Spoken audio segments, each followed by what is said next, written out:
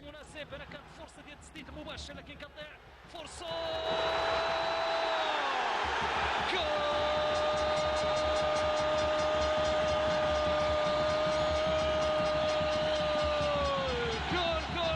لفائده فريق رادس بركان.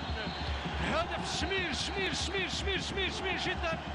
هدف بطريقه اللاعبين الكبار. اذا كيتم تسجيل الهدف كنظن من اللاعب الشرطي ايوب الشرطي كنظن هو اللي سجل الهدف بعد ما تحت كنظن فرصه سابقه من خلال راسيه. الان كيستغل الفرصه ويسجل الهدف الثاني.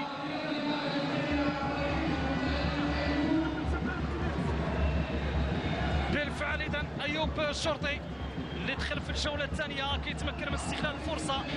قبل ذلك كان صاحب الراسيه اللي ما تمش استغلالها هنا ايوب الشرطي، والتمريره ايوب الشرطي هو اللي عطى الكره اللي عطات الهدف.